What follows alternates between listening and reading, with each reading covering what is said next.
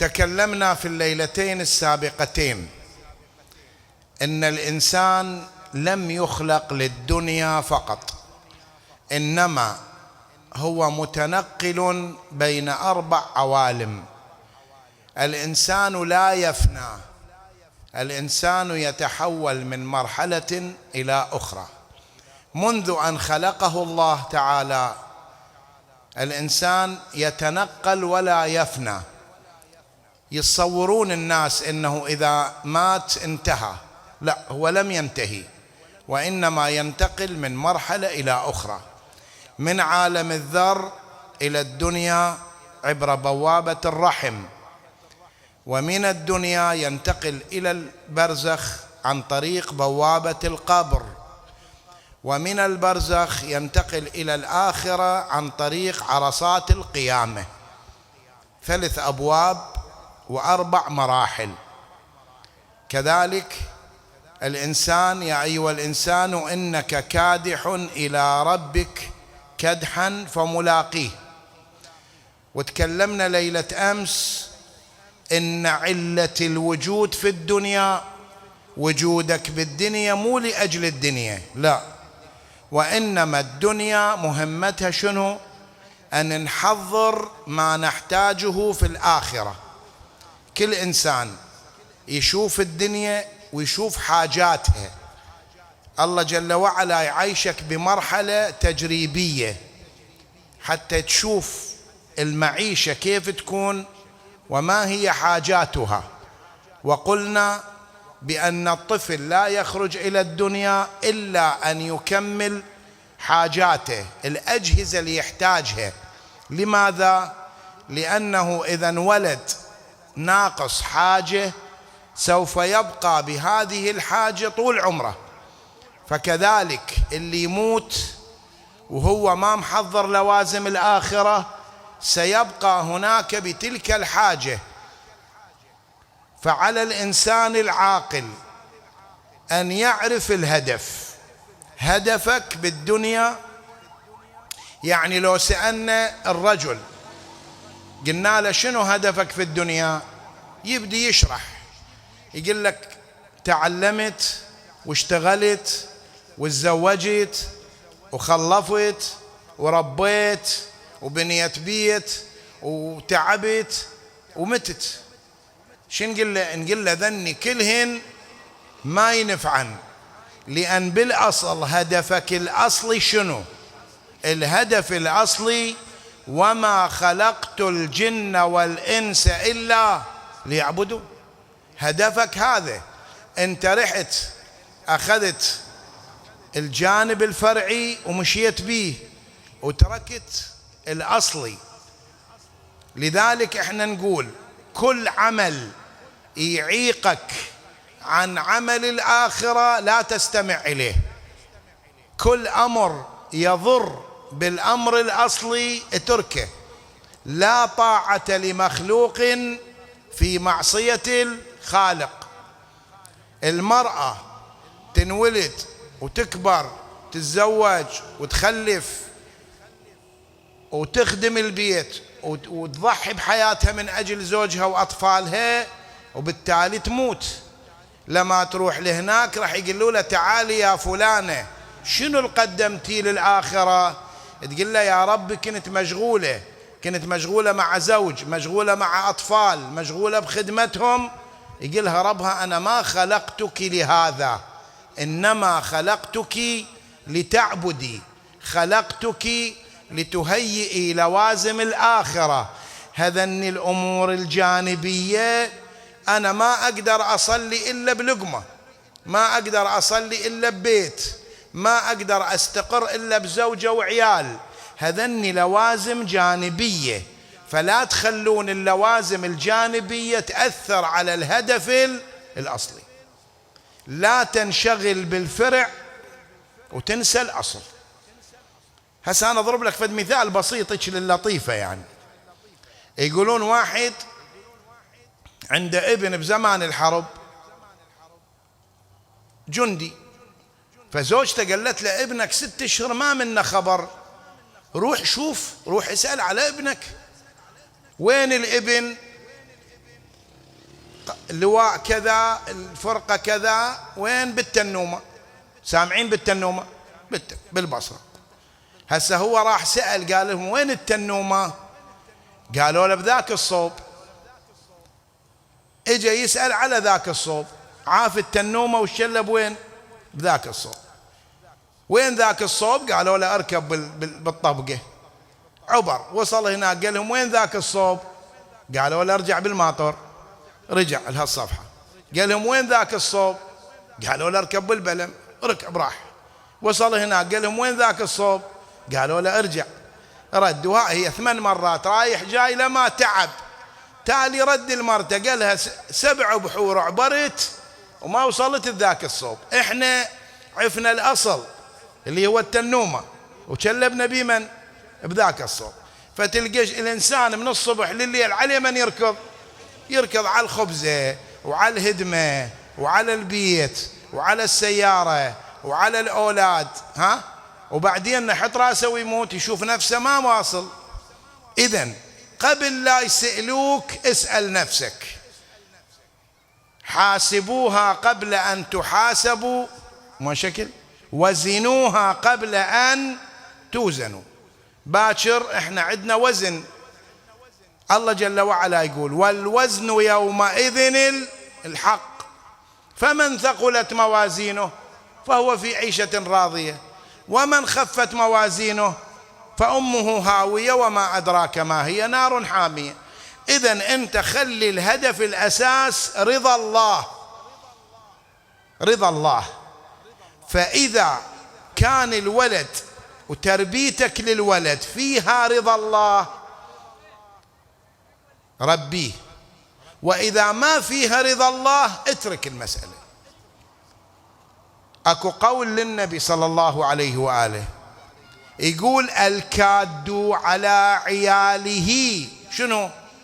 كالمجاهد في سبيل الله. الكاد على عياله كالمجاهد في سبيل الله. زين، هذا الحديث مطلق لو مقيد؟ مطلق، كل من يكد على عياله هو مجاهد في سبيل الله. لو اكو شروط؟ نعم اكو شروط. إذا كان الولد يصلي وكانت الأم ملتزمة والبنت محجبة ويعملون بأوامر الله، نعم من أطعمهم هذا في سبيل الله.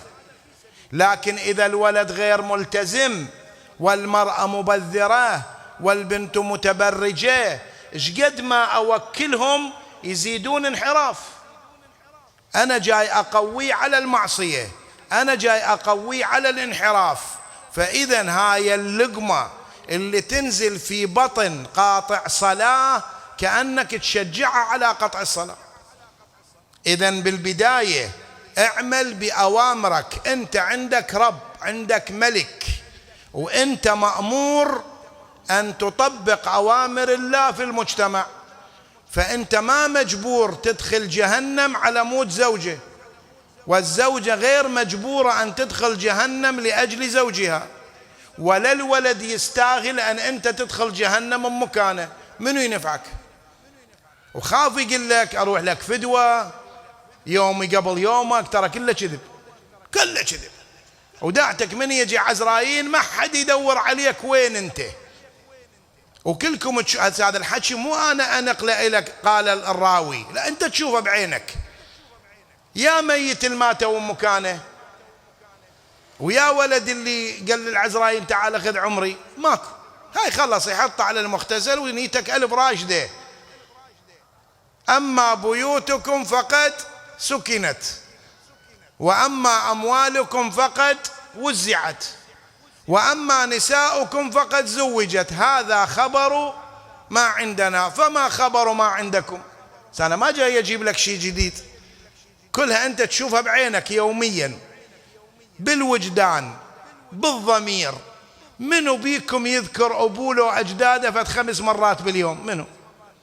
هاي ليلة الجمعة لو بعد فت شهر يا تذكرونه، وإلا يبقى هذاك مكانه ويتاني يجد جداوة، يتاني اللقمة ويتاني الفاتحة ويتاني الذكر الحسن. وإلا يا ولد اليوم مصلي صلاته كاملة حتى يصلي الأمه وأبوه، هو خلي يصلي صلاته. هسه أنت شوف روحك، واجباتك صعب أنك تأديها، النوب تذكر أبوك وتصلي له، لا عمي صلي صلاتك وأدي واجباتك، ترى ما حد يدور عليك، ما حد يسوى أنك أنت تدخل جهنم على موده، خذها مغسولة.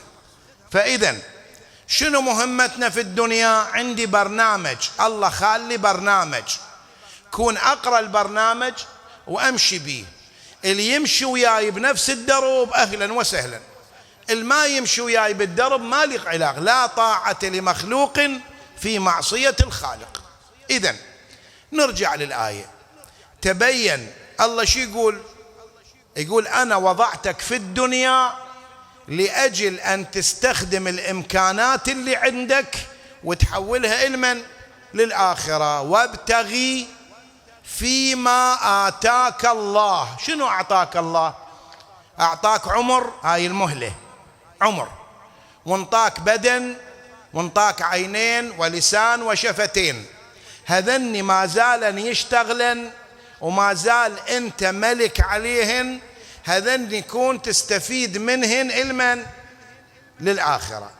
إذا أعطاك أموال كون تحول هاي الأموال علما للآخرة، انطاك علم هذا العلم تستفيد منه علما للآخرة، أعطاك وجاهة أنت وجيه في الدنيا، أنت عندك عشيرة، أنت كبير أخوتك، تستفيد من هاي الصفة للآخرة، عندك لسان حلو ناطق تستفيد من عنده للآخرة، وابتغي فيما آتاك الله. شنو اللي الله أعطاك إياه؟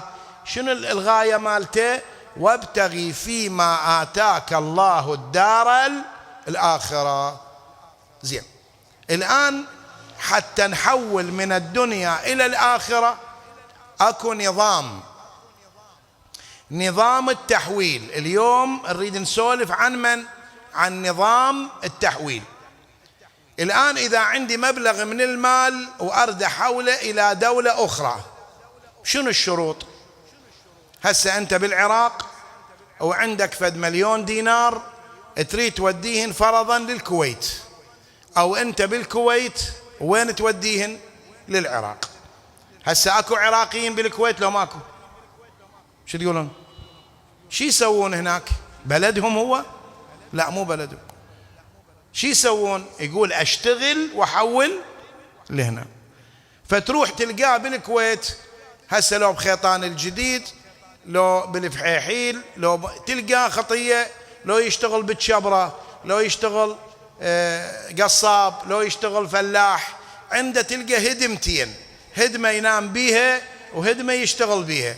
تقول له يبا ليش ما تروح مطعم؟ ليش ما تروح سينما؟ ليش ما تروح سفرة؟ يقول لك أنا ما جاي هنا حتى شني؟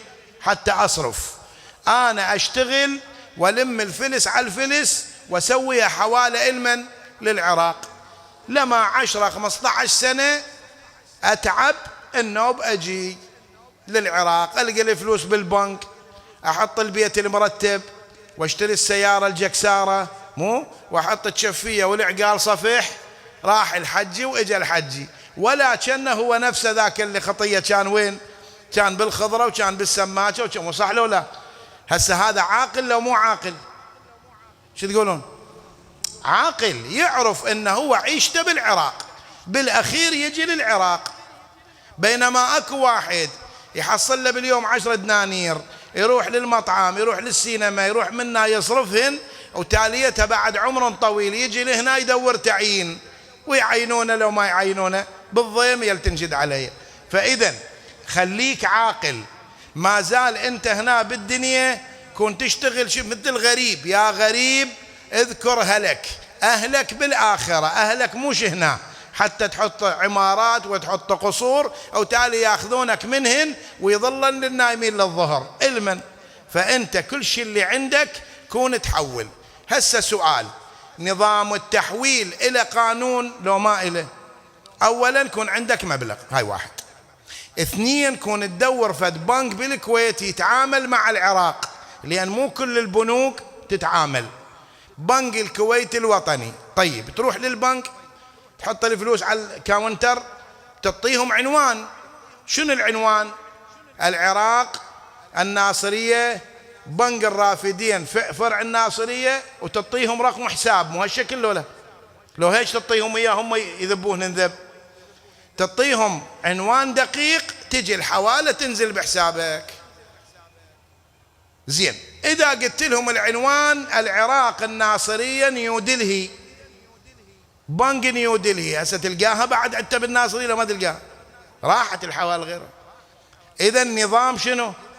نظام الحوالة. خوش، هسه أنا عندي 1000 دينار أريد أحولها للآخرة، يا بنك اللي يتعامل مع الآخرة، بنك الرافدين، يا بنك اللي يتعامل مع الآخرة. هذا أنا عندي 1000 أريد أوديه وين؟ الرب العالمين. فأول بنك منه؟ هذا الفقير القاعد ماديده. هذا الفقير الماديده يعتبر فرع من بنوك رب العالمين هالشكل. فتجيب ال1000 وين تحطها؟ بإيده. من تحط بإيده شو يريد؟ يريد عنوان. شنو هو العنوان؟ إذا عنوان رب العالمين قربة إلى الله، هذا ال1000 وين تلقاه؟ يم الله. لكن إذا حتى يشوفني فلان ماكو بيهم يتصدق، والله حتى الوادم يقول ما شاء الله خوش ينطي، خوش يطبخ، خوش يوزع، هو قصده موش الله، قصده عبد الله. فإذا العنوان رب العالمين تلقى الحوالة وين؟ يم رب العالمين. فهذا ماديده، بس تحط ال1000 قربة إلى الله، بس يسديده راحت الحوالة. يستلمها ملك خاص. إن الله سبحانه وتعالى يقول كل شيء أنا حاط به ملائكة إلا الصدقة أنا استلمها. يستلم ال1000، شو يقولهم؟ ودوها بحساب عبدي. إذا عندك حساب مع الله يخلونها، وإذا ما عندك حساب يردون الحوالة. زين، هذا رقم الحساب شنو؟ الصلاة. الصلاة إن قبلت قبل ما سواها، وإن ردت. هواي ناس تسوي خير ويقول لك مو شرط أصلي، أنا المهم أسوي خير، المهم ما أبوك، المهم ما أحكي على الناس. لا لا، أنت غلطان. يعني أنت لو تبوق لو ما تصلي. فالله جل وعلا عنده أرقام حسابات.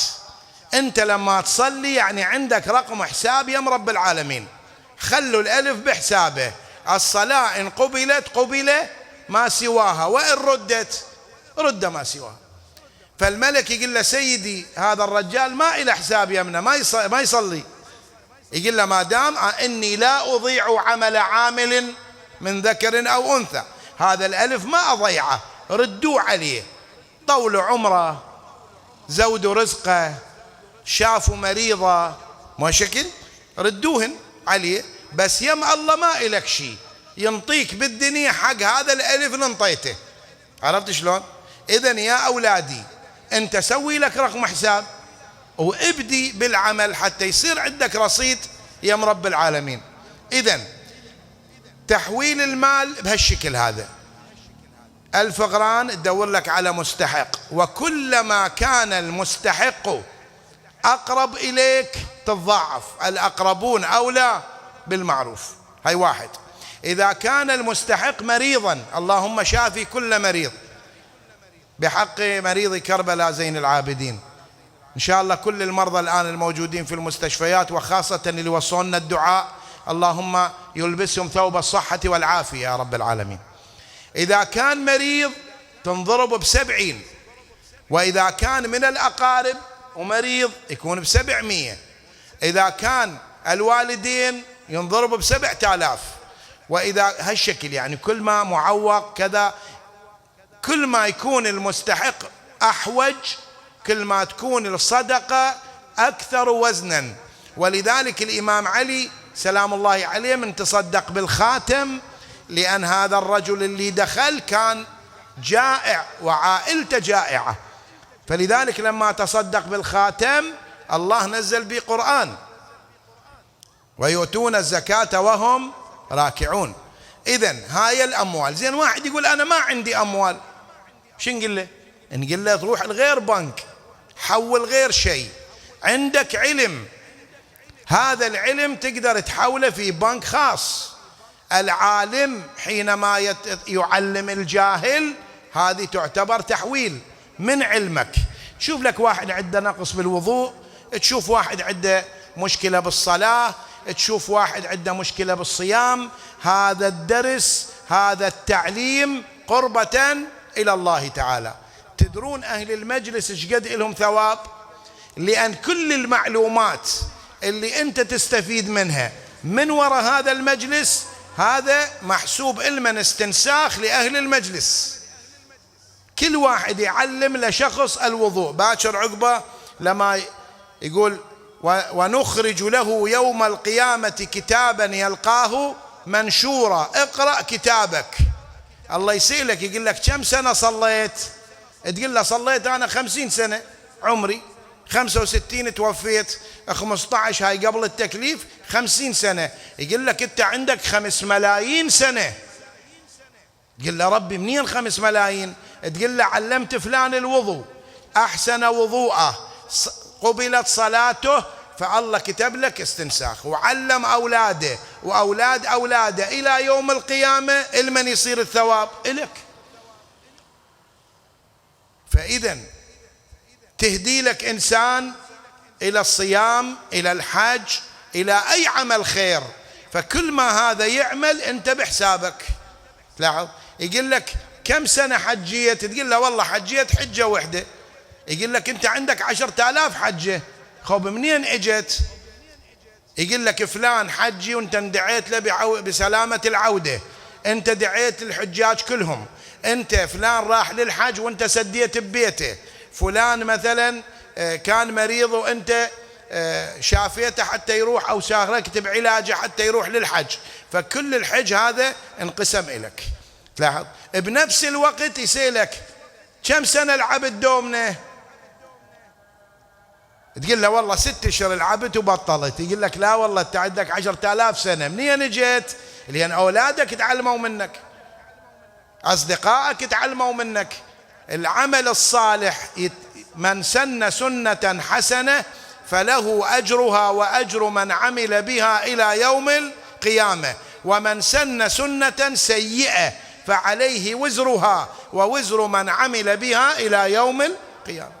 فلازم أعرف إخواني، بعض الأخوة يعني كبار السن أو شباب من يسوي ذنب يسولف بيه، هاي السوالف تنحسب عليك مضاعفة، لأن الناس اللي تسمعك وتسوي مثلك أنت تتحمل مسؤولية.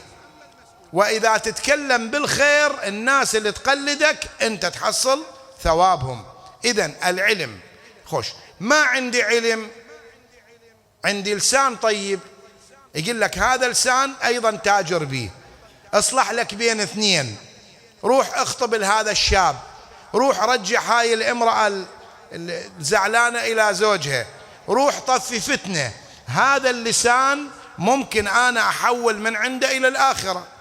زين شنو عندك بعد؟ ما عندي لسان ولا عندي فلوس ولا عندي وجاهة ولا عندي علم، هو عندك عضلات، ممكن تساعد لك شايب كبير، ممكن تشيل حمل عن امرأة ضعيفة، ممكن تبني لك مثلا حائط لفقير، تساعد في بناء حسينية أو مسجد. هاي القوة مالتك تجاهد في سبيل الله بها. فأي إمكانات، وابتغي فيما آتاك الله الدار الآخرة. زين صلوا على محمد وآل محمد.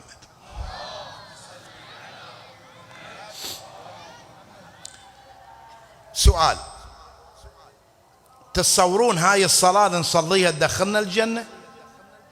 انت بقناعتك يعني هاي يعود تصلي لك 17 ركعة باليوم، والركعة دقيقة، يعني 17 دقيقة، يعني انت تصلي 17 دقيقة والله يعطيك جنة عرضها السماوات والأرض.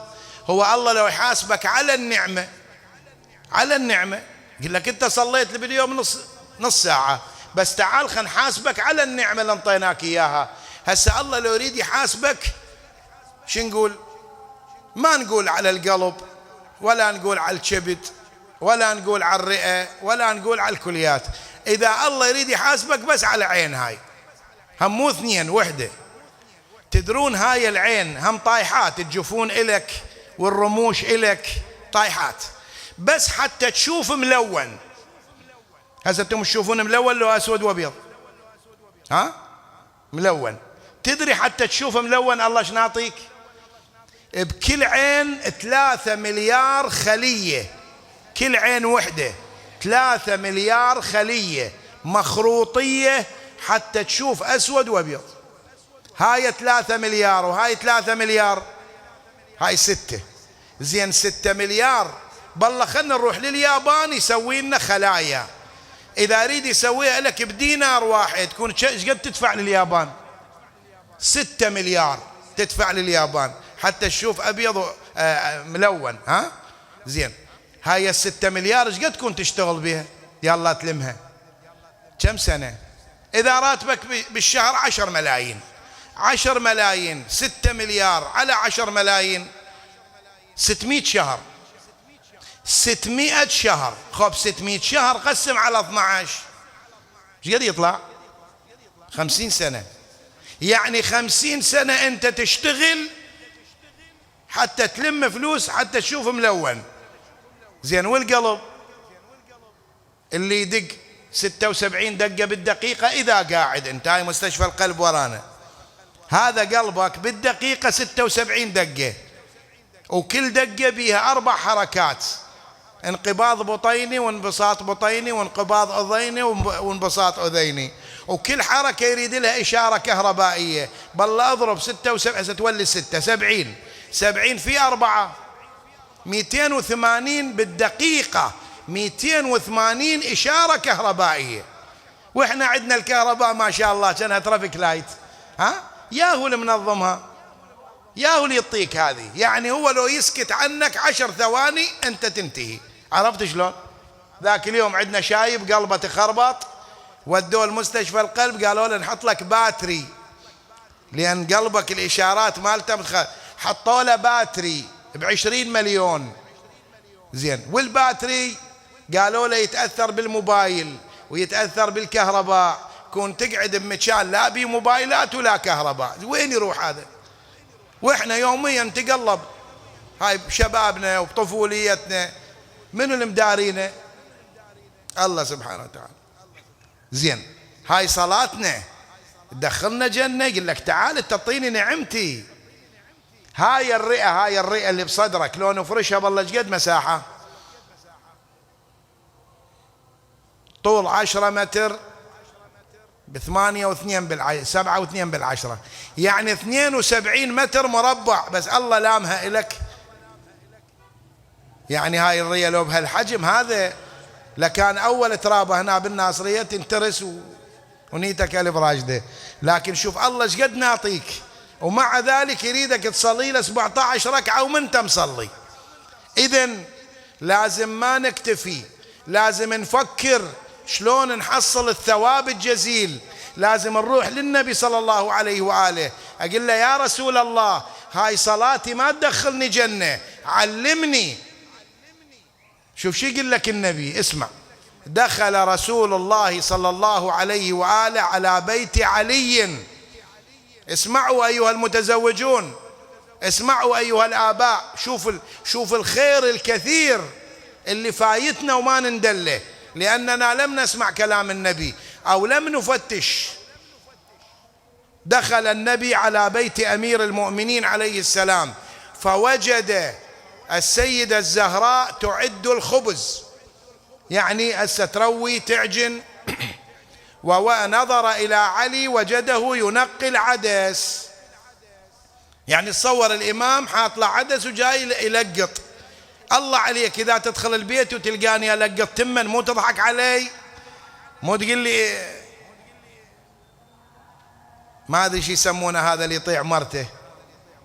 إيه لو يشوفونه شايل الطفل أو شايل كذا يضحكون علي الزلم، قاعد هنا تلقط تمن. صدق كذب. تدرون ايش قال له النبي؟ قال له يا علي ألا أبشرك بخير؟ قال ما زلت تبشر بخير يا رسول الله. قال من فعل فعلتك من أمتي، يعني اللي يعاون أهله بالبيت، اللي يعاون أمه بالبيت، يقول من فعل فعلتك من أمتي أعطاه الله على كل شعرة، شوف هاي الشعرة المالها قيمة، أعطاه الله على كل شعرة عبادة سنة، صام نهارها وقام ليلها. شوف الخير، اللهم صل على محمد وعلى محمد. شوف الخير، بس ما نندله، ما نعرف.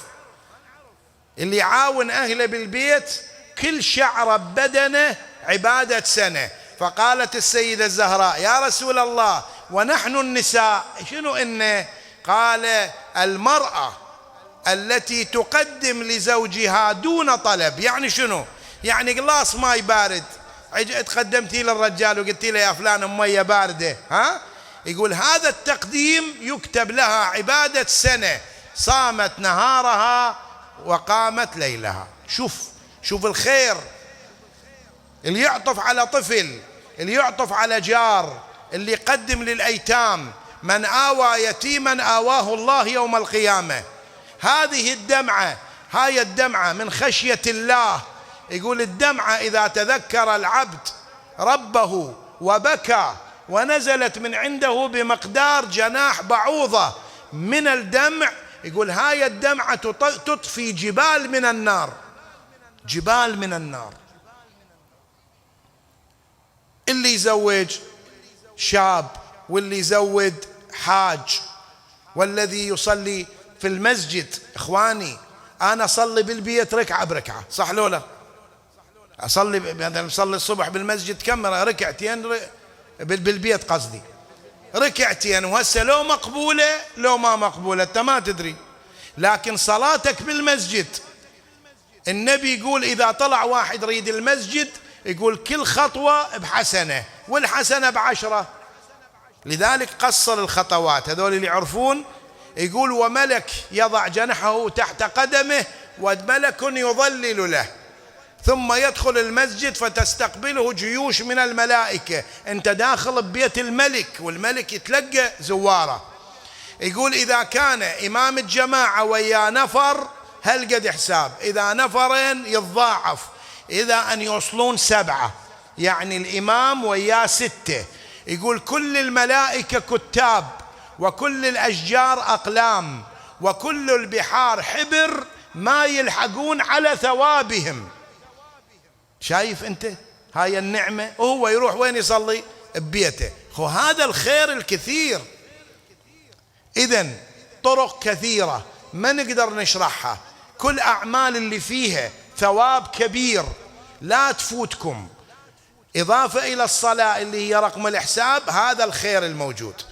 شلون تخلي من الزوجة بذرة تقدر تطلع منها طاقات، هذا ابنك بذرة تقدر شلون تحصل من وراه ثواب، وظيفتك تقدر تحصل منها أجر وثواب، لسانك الطيب، كل هذه الطاقات تتحول إلى شنو؟ عمل خير. هسه يجيني واحد يقول لي أنا الله خالقني بس للآخرة، أشتغل بس للآخرة، مالي ونسة مالي هذا. تجيك الآية وابتغي فيما آتاك الله الدار الآخرة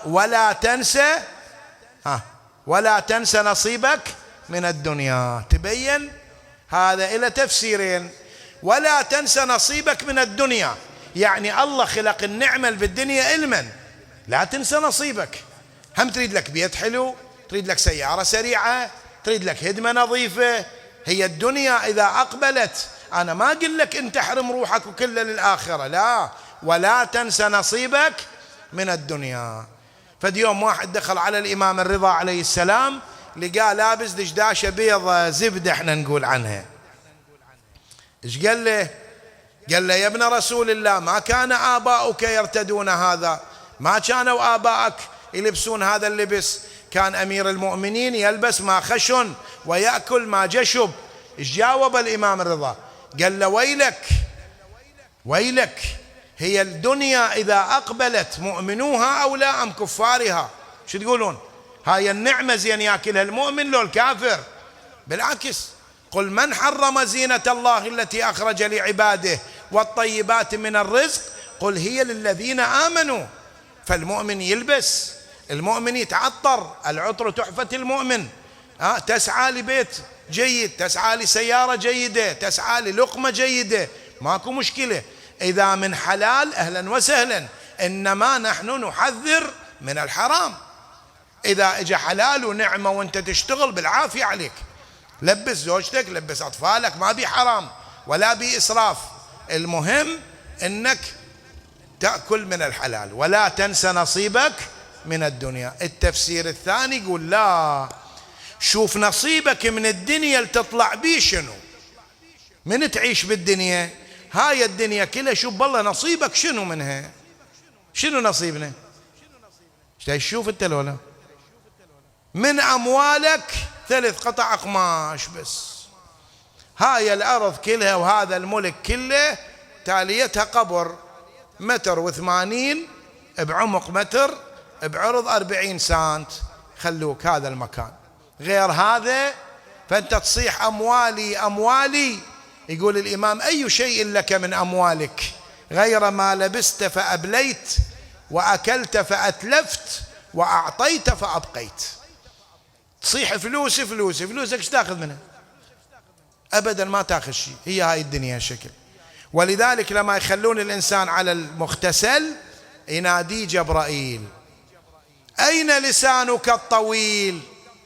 هذا لسانك اللي حاكيك حكاية تقول يا قاع شقي وبالعيني، واللي حاكيك حكاية ترد عليه ب1000 حكاية. هذا لسانك وينه؟ شو خانس ما تحكي، ما أخرسك. أين عضلاتك؟ أين بدنك؟ ما أضعفك؟ أين أملاكك؟ أين عقاراتك؟ ما أفقرك؟ بعدين يقول لك أين عشيرتك؟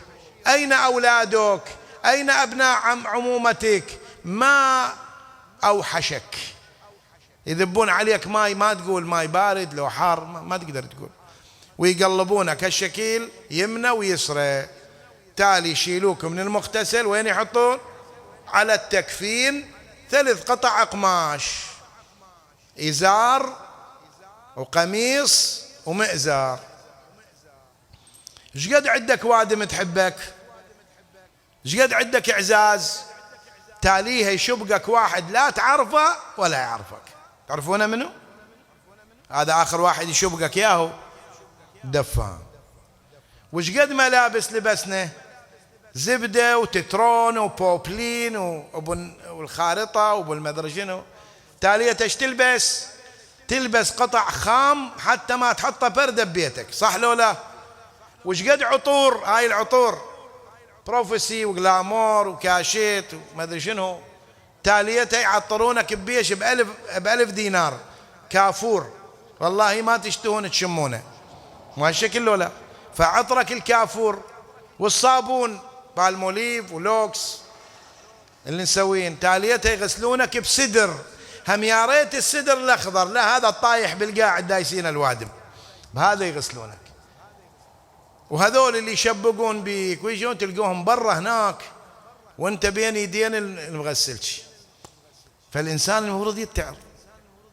هسه هم زين مولانا، هم زين حصلنا لنا جفن نطلع بجفن، لكن اكو ناس طلعت بدون جفن 3 أيام على رمضاء كربلاء ما حد تقرب له. أسألكم بالله، أسألكم بالوجدان، إذا جاكم واحد غريب الآن بالناصرية هنا وطاح بالسوق ومات، تخلونه ميت؟ لا والله. أنا أظن أنكم أحسن زفة تودونه وأحسن زته وكلكم تمشون وراه. الحسين 3 أيام، 3 أيام على رمضاء كربلاء ما حد ادنا له، تسفو عليه الرياح. يعني هذا اللي أذى الإمام السجاد، هذا الألم اللي عاش الإمام السجاد سلام الله عليه. يقول رجع بعد 3 ليالي، يقول لقى بني أسد متجمعين والأجلاء على وضعها، القتلى على رمضاء كربلاء. قال لهم أيها الناس ما لوقوفكم هذا، هاي وقفتكم شني؟ لو كان من أقاربكم كان خليتوه على رمضاء كربلاء. قالوا له يا ابن العم يا أخ العرب والله إحنا معذورين.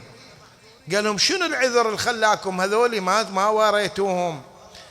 قالوا له والله العذر أولا هاي أبدان بلا رؤوس، ونخاف يجونا أهلهم يسألون ما نعرف هذا البدن المن ذاك البدن المن. قال لهم والعذر الثاني قالوا له هذا يبين عليه كبيرهم هذا قائدهم على الحسين.